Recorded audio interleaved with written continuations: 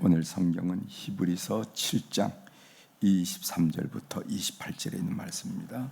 히브리서 7장 23절부터 마지막 절에 있는 말씀.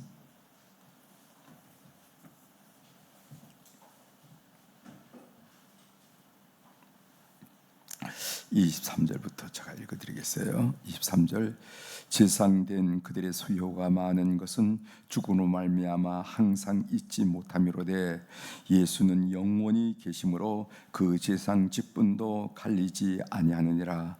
그러므로 자기를 힘입어 하나님께 나아가는 자들을 온전히 구원하실 수 있으니 이는 그가 항상 살아계셔서 그들을 위하여 간구하심이라. 이러한 대상은 우리에게 합당하니 거룩하고 악이 없고 더러움이 없고 죄인에게서 떠나 계시고 하늘보다 높이 되시니라. 그는 저 대상들이 먼저 자기 죄를 위하고 다음에 백성의 죄를 위하여 날마다 제사 드리는 것과 같이 할 필요가 없으니 이는 그가 단번에 자기를 드려 이루셨음이라.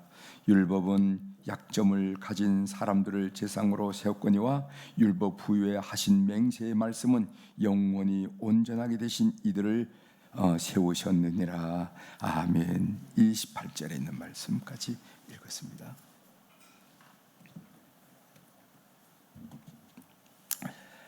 오늘 우리가 읽은 히브리서 7장 23절 이하에 있는 말씀을 중심으로 주제가 예수 그리스도는 우리를 위한 단번에 우리의 죄를 단번에 영원히 해결하셨다. 이렇게 주제를 좀 잡아봤습니다. 예수 그리스도는 우리의 죄를 단번에 영원히 해결하셨다.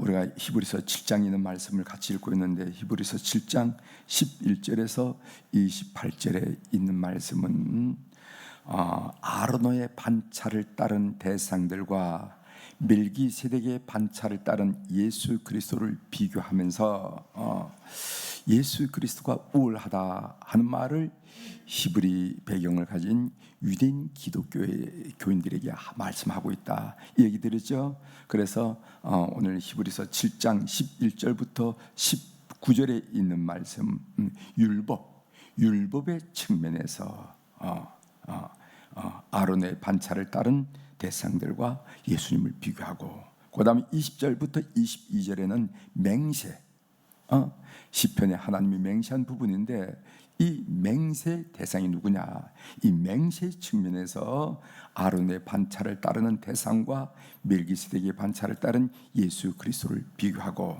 그 다음에 오늘 우리가 읽은 말씀 23절부터 28절에 있는 말씀은 영원성, 그 대상이 일시적으로 살아있느냐 아니면 영원하느냐 하는 이 영원성의 측면에서 아론의 반차를 따르는 대상들과 멜기세덱의 반차를 따른 예수 그리스도를 비교하면서 예수 그리스도가 훨씬 우월하다 한 얘기를 하게 됩니다.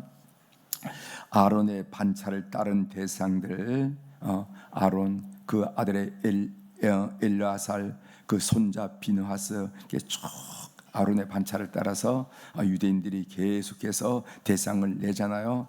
그리고 이제 그 당시 오늘 이 말씀을 나눌 이 바울 요 당시가 AD 한 60년 어간에, 그때 그 대상이 누구냐면 안나스 2세입니다. 안나스 2세.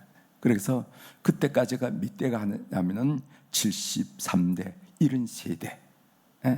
73대. 그 다음에 이것을 연도로 계산한다면은 소위 아론의 그 반차를 따랐다 하는 그 레이지파 이야기, 그건 하나님과의 계약인데 이 시내산 계약이 일어났던 출애굽이 언제 일어났냐면은 학자에 따라서 BC 13세기에 일어났다라고 한 사람도 있고, 그 다음에 BC 15세기에 일어났다 이렇게 학자들이 다르거든요. 그런데 BC 13세기에만 일어났다 하더라도, 그러니까 1300년 전부터 면면이 이뤄왔던, 면면이 이어져 왔던 역사이고 전통이고 유대교의 믿음이고, 그 믿음도 평범한 가정에서 이어진 것이 아니라 그 나라의 그 정말 패망과 붕과 패망을 거듭하는 시기, 나라가 통합된 나라가 또 분열된 나라가 북쪽은 아시리아가 망하고 남쪽은 바벨론에 망해서 바벨론에서 70년 포로로 갔다가 또 다시 돌아오고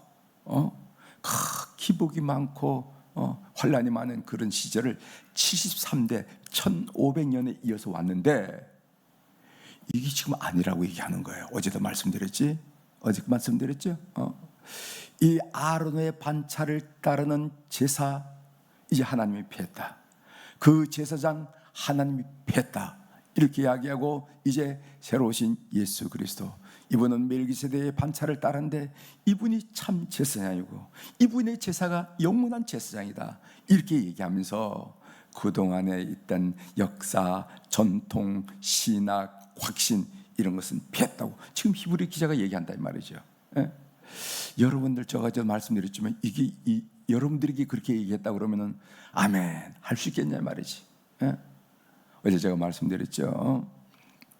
명절 때만 되면은 아버지 할아버지 추도 예배를 드려야 되느냐 제사를 드려야 되느냐 형제간에 분란이 생기고 모이느니 안 모이느니 하는 판인데, 아버지 할아버지 제사도 이렇게 얘기하는 판인데 1300년 1500년 73대 대상에 거쳐서 왔던 그 면면이 이어왔던 그 레위 지파 계열의 아론 지파 계열의 대상 문제를 아니라고 얘기하고 그 제사는 아니라고 그리고 그 제사는 아니라고 얘기하면서 예수 그리스도를 얘기한다 그런다면은 이 이야기에 어떻게 반응하겠냐 말이지. 그런데도 불구하고 오늘 히브리서 기자는 그런 사람들을 행하여 돌 같은 그런 사람을 향하여 전통의 역사에 쩌드는 그런 사람을 해서 예수 그리스도만이 우리의 참 생명이 되시고 예수 그리스도만이 참 제사가 되시고 참 세상이 되신다 한 이야기를 지금 하고 있다는 거예요. 오늘 이런 관점에서 참 이 히브리서 이 이야기는 정말 귀가 번쩍번쩍 뜨이는 그런 귀한 이야기입니다. 오늘 이야기도 조금 어렵죠. 오늘 본문 23절부터 28절에 히브리서 기자는 대상이신 예수님이 레위 지파의 대상들에 비해서 영원성에서 우월하다 한 이야기를 지금 하고 있는 겁니다. 잠 보겠습니다. 23절 보겠어요. 제가 읽어드리겠습니다. 23절 제상된 그들의 수요가 많은 것은 죽음으로 말미암아 항상 잊지 못함이로되. 세상이 영원히 사는 세상이 없잖아요. 대상이. 그러니까 때가 되면 죽더라 이 말이죠. 빨리 죽는 사람 빨리 죽고 시간이 좀 단 사람 아흔이 넘을 정도로 이렇게 죽음으로 말미암아. 24절입니다. 그런데 예수는 영원히 계심으로 그 지상 직분도 갈리지 아니하느니라 이렇게 말했습니다. 여기 보면요 23절 24절에서 선명히 우리들에게 비교하잖아요. 죽음으로 말미암아라는 그런 구절과 영원히 계심으로 라는 구절을 비유하겠습니다. 예수님이 레위 대상들보다도 우월하신 이유는 그분은 영원히 계시기 때문이라 이렇게 지금 말씀하고 있는 것입니다. 레위 제사장들은 죽음이라는 시간적인 한계를 띄워놓지 못했습니다. 따라서 레위 대상들은 죽음에 의해 그 직무를 계속하는 것이 가로막히기 때문에 수요가 많을 수가 밖에 없다 한 얘기를 하고, 한 사람이 죽고 나면 다른 사람이 이어서 그 직무를 수행해야 되는데 이런 절차가 끊임없이 되풀이되는 것을 우리가 경험하고 있지 않느냐. 그러나 예수님은 한 분 홀로 족하시다. 왜냐하면 예수님은 영원히 계시기 때문이다. 이렇게 얘기했어요. 여기 보면 갈리지 아니하느니라, 갈리지 않는다라는 표현은 뭐냐면 불변성, 영원성을 말해요. 절대성. 그분은 예수님은 영원하시기 때문에 불변성, 변하지 않고 절대성, 상대적인 절대적이라는 건 절대성을 이야기하는 것을 갈리지 않는다라는 표현을 하고 있습니다. 예수 그리스도는 영원히 계시는 대제사장이라 하는 말이죠. 그러면서 영원히 계신 예수 그리스도는 단번에 완전한 완성된 제사를 드렸습니다 한 이야기합니다. 27절 보세요. 27절 그는 저 대상들이 먼저 자기 죄를 위하고 다음에 백성의 죄를 위하여 날마다 제사 드리는 것과 같이 할 필요가 없으니 이는 그가 단번에 자기를 드려 이루셨음이라. 여기 보면요 27절 9절에 무슨 단어를 비교하고 있냐면 날마다라는 단어와 단번에라는 단어를 비교하고 있는 것을 우리가 보게 됩니다.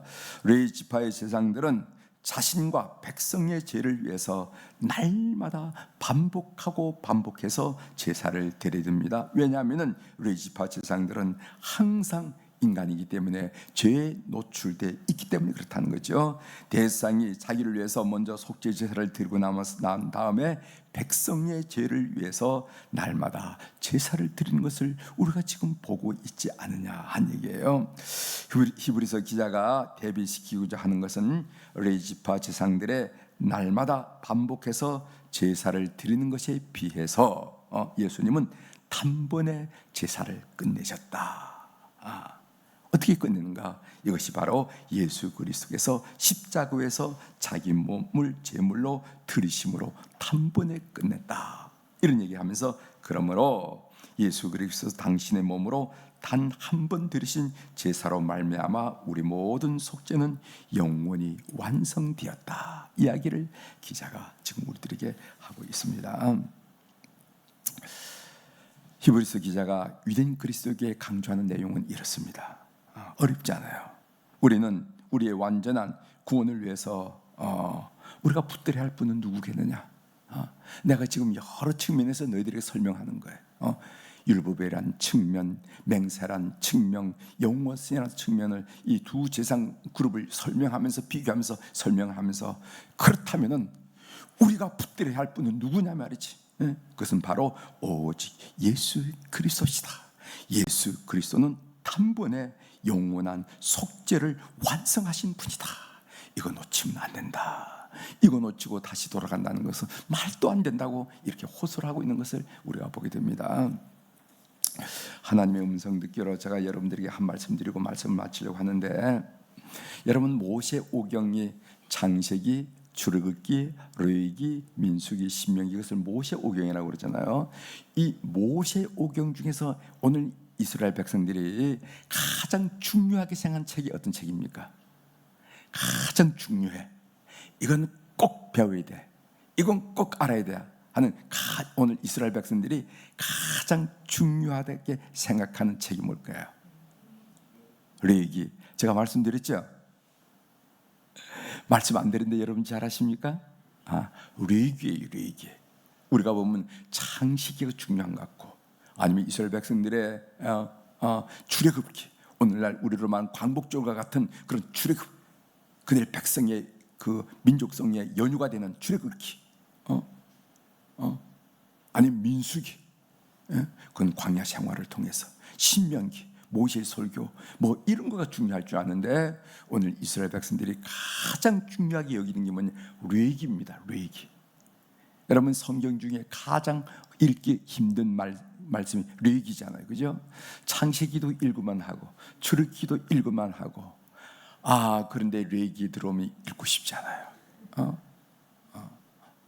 그 레위기의 제사가 뭐가 나옵니까? 번제, 소제, 속죄제, 속건제, 화목제, 이 제사네요. 제사 드리는 방법이 쭉 나오잖아요, 그죠? 그리고 성전을 어떻게 만들라는 거, 제사장의 의복이 내오고, 그 제사장의 의복을 어떻게 만들었다는 거. 우리하고는 상관이 없을 듯한 말씀을 그들은 가장 중요하다고 생각합니다. 그럼 레위기가 무엇을 다루기 때문에 그들은 중요하게 생각합니까? 죄를 다룬다. 죄를. 레위기가 다루는 핵심이 뭐냐면 우리 인간이 지은 죄를 어떻게 속죄받고, 그리고 하나님과 다시 교제를 회복할 수 있을까? 화목제죠. 그 교제를 회복할 수 있을까가 레위기의 핵심이에요. 우리 인간이 짓는 죄를 어떻게 속죄함을 받고, 그리고 하나님과 우리 인간이 교제를 회복할 수 있을까? 이게 레위기의 핵심입니다. 이걸 중요하게 생각한다는 거예요. 인간의 삶에서 가장 심각한 문제는 죄 문제라는 거예요. 죄. 그런데 한 사회, 한 국가가 무너진 현상 중에 가장 두드러진 현상, 그 요소가 뭐냐면요, 그 사회가 죄를 심각하게 여기지 않을 때 그 민족이, 그 국가가 무너지더라는 거예요. 죄.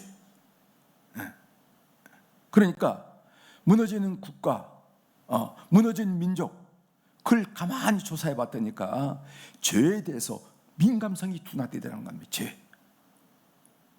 그리고 윗사람도 죄 짓고 아무렇지 않은 것처럼 여기고, 아랫사람도 죄 짓고 아무렇지도 않게 여기고. 예를 들어 본다면 소돔과 고모라 사이 멸망할 때 그 광경을 창세기 보십시오. 롯이 무슨 말을 하는지 아십니까? 내 딸을 너희들에게 줄 테니까 내 집에 온 손님은 건들지 말라고 얘기한 거예요. 내 딸을 줘도 되는 겁니까? 내 딸은 줘도 되는 거냐 이 말이지. 그만큼 죄에 대해서 둔감한 거예요. 그만큼 둔감해져. 그 결론이 소돔과 고모라 성이 무너지는. 로마 제국 멸망 사이에 대해서 여러분들 설명하지 않아도 되죠. 로마가 멸망한 이유가 뭐냐 말이지. 군사력이 부족하거나 국력이 부족하거나 인재들이 부족하거나 그건 전혀 아니었어요. 로마의 타락, 성적 타락, 이게 문제였다는 거예요. 그래서 우리는 죄에 대해서 아무렇지도 않게 생각하는데, 오늘날 죄를 아무렇지도 않게 생각하는데, 이 죄에 대한 민감성이 둔감할 때 사회는 무너지고 말고 민족과 국가는 무너지고 말더라 한 얘기입니다. 오늘 본문인 참 대상이신 예수 그리스도를 우리가 이 본문에서 심각하게 다루는 이유도 바로 죄와 관련이 있기 때문에 그렇습니다. 우리가 보면은요, 이걸 이 제사에 대한 이야기를 언제부터 하냐면은 레위기 4장 14절부터 지금 해오거든. 제사 얘기를 레위기 4장부터 얘기합니다. 14절부터 5장, 6장, 7장을 끝내면서 지금 대상 얘기를 계속하는 거예요. 우린 재미가 하나도 없어. 이게 뭘 이렇게 심각하다고 이런 얘기를 하면서 매일 우리가 읽어야 되는 건가라고 회의와 반문이 일 정도로 그렇단 말이죠. 그런데 이 참 제사의 문제, 대상의 문제가 다루고자 하는 문제가 죄 문제 때문이고, 대상이 제사를 드리는 거 아닙니까? 죄 문제 때문이고, 이 죄 문제가 우리 인간 삶에서 가장 기본적인 문제라는 것을 오늘 성경이 우리들에게 말하고 있다는 것입니다. 그런데 오늘 성경에 보면은 예수 그리스도께서 우리의 죄를 단번에 영원히 해결해 주셨다고 선포하는 겁니다. 사랑하는 교회 여러분, 우리가 예수 그리스도를 믿는 이유도 속죄에 있다는 것을 여러분 놓쳐서는 안 됩니다. 저는 생각이 들더라고요. 웬 내가 인생을 살면서 웬 복을 받아서 이렇게 그리스도를 알게 되고 그리스도를 믿게 되었는가? 이 또한 웬 은혜인가? 라는 생각이 들더라고요. 사랑하는 교회 여러분, 이 아침에 나온 여러분, 여러분들이 예수 그리스도를 알아서 이 세상 사람들은 간고하고 둔화된 죄 문제를 해결하고 속죄받고 구원받았다는 사실이 웬 은혜인가, 웬 복인가 고백되는 그런 귀한 아침이 되기를 주의 이름으로 축원합니다. 기도하시겠습니다.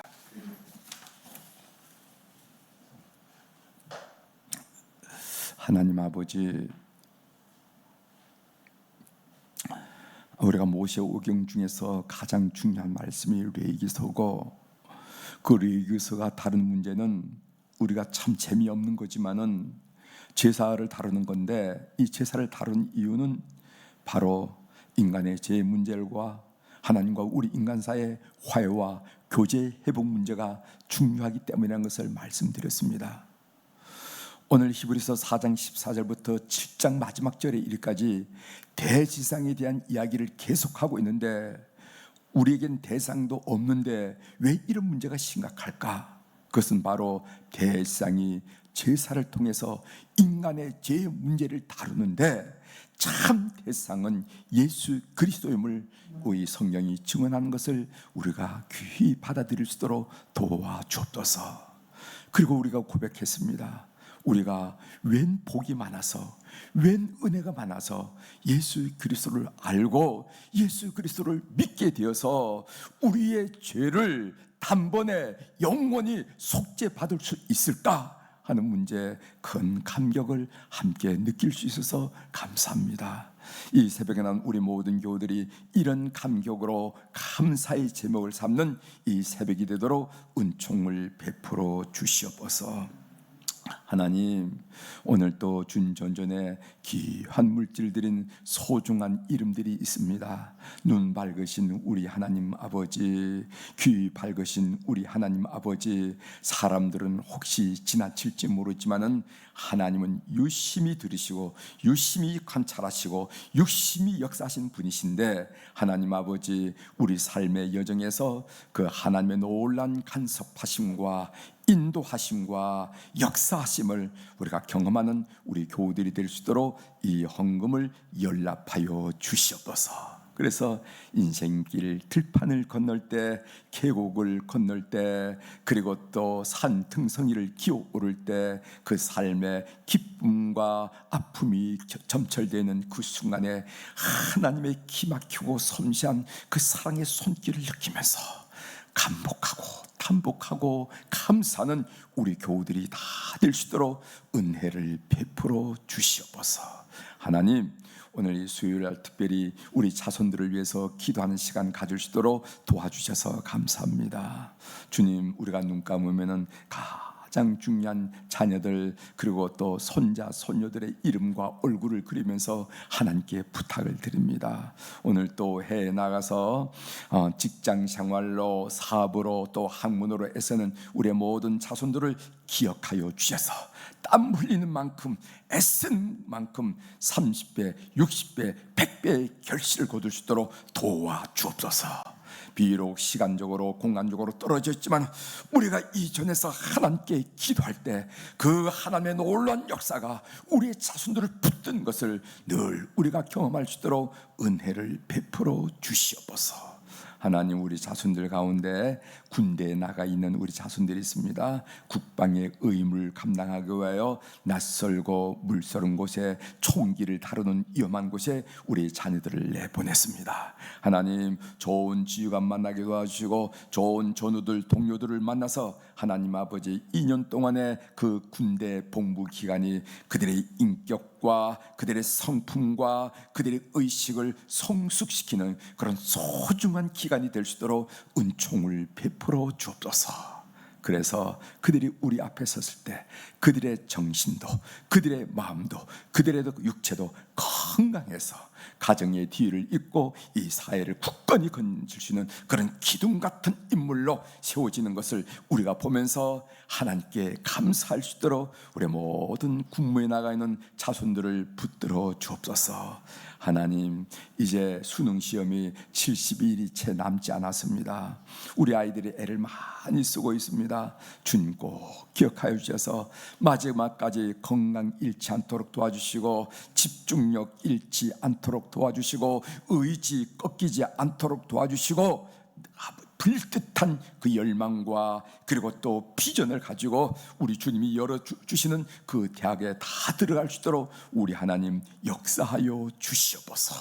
그래서 어릴 때부터 하나님의 이끄심을 보면서 영광과 찬양을 올려드리며 하나님을 신뢰할 수 있는 그런 계기가 되도록 우리 하나님 이번 수능 시험을 축복하여 주시옵소서.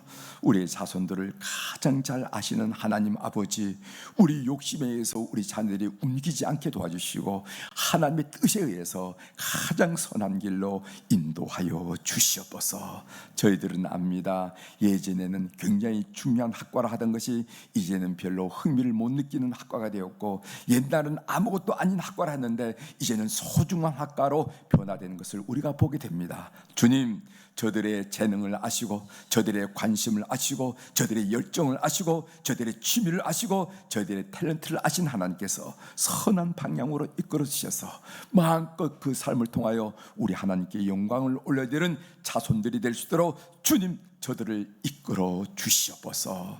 하나님, 우리와 우리의 아들과 딸 등에 육신적으로 영적으로 약해서 늘 우리 부모님의 마음에 기도의 제목이 있는 자녀들도 있습니다. 주님 기억하시고 오늘 또 고치시는 우리 하나님께서 그들의 영혼을 터치하시고 그들의 심령을 터치하시고 그들의 육체를 만져주심으로 회복의 놀란 역사로 영광을 아버지 앞에 올려드리게 도와주시옵소서. 그래서 우리 자손들이 우리 앞에서 성장하는 걸 통해서 믿음이 기대되고 축복이 기대되고 은혜가 기대된 것을 보게 도와주옵소서. 직장 생활하는 자녀들, 사업하는 자녀들이 자손들이 있음을 주님 앞에 보고를 드립니다. 직장 생활이 보람있게 하시고 애쓴 만큼 풍성하게 열매가 맺히게 도와주시고, 또 사업하는 자녀들 경기가 좋거니 나쁘거니 얘기들이 많이 있지만은 주께서 그 걸음을 정하심으로 금도 내 것이요 은도 내 것이로 말씀하신 그 말씀 그대로 주님이 허락하신 놀란 축복을 얻을 수 있도록 우리 사랑하는 자녀들을 자손들을 붙들어 주시옵소서. 주님, 믿음이 계대되기를 소원합니다. 내가 주님의 사랑을 많이 받았는데 우리가 받은 사랑을 우리 자녀들도 받고 기쁠 때 찬양하고 힘들 때 기도함으로 오뚜기처럼 일어나는 자손들을 보기를 원합니다. 믿음이 잘 기대될 수 있도록 역사하여 주시옵소서. 오늘 또 하늘의 주권과 땅의 주권을 가진 우리 주님의 권세 있는 이름으로 이 새벽에 선포합니다. 내 영혼이 잘된 같이 범사가 잘되고 강건한 축복을 우리 모든 교우들이 받아 누리게 도와주시옵소서. 예수님의 이름으로 감사하며 기도 올려옵나이다. 아멘.